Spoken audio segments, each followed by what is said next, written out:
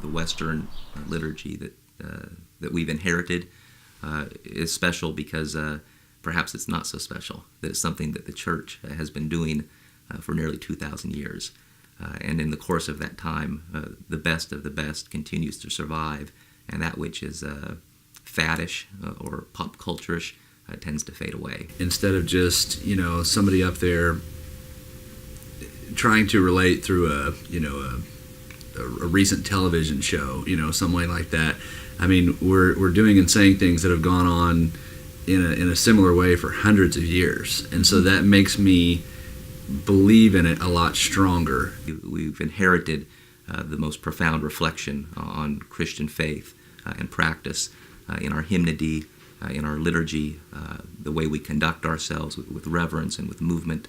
And it's not me. It's not me coming up with something that I think is important, that I want to say, but it's God's Word. For the well-being of the Church of God and for the unity of all, let us pray to the Lord.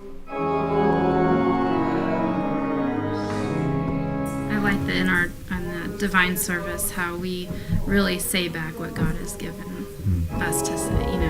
Our words are not our own; it's what God's already said. Help, save, comfort, and defend us, gracious Lord. I joke that we're never more honest than when we're on our knees confessing our sins before our God. And so I think the liturgy has that's the power of it. It's God's Word at work to transform that. It's the same every week, isn't it? It's not different. It's kind of the same, and you kind of get into the groove of it, and then it just kind of clicks, and you know it. The scriptural words and the biblical reality become a part of who you are through the constant repetition and change.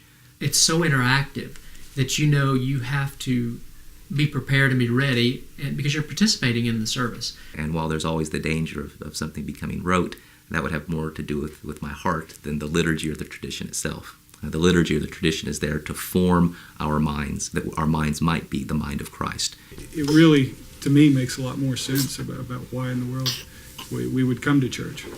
People work really hard, from the music to the pastor and vicar and the altar guild to make sure that it's given the reverence that it should, and it shows in the service, and that touches our heart. Whenever you leave, you feel like you have learned something about the church and that you've been to church.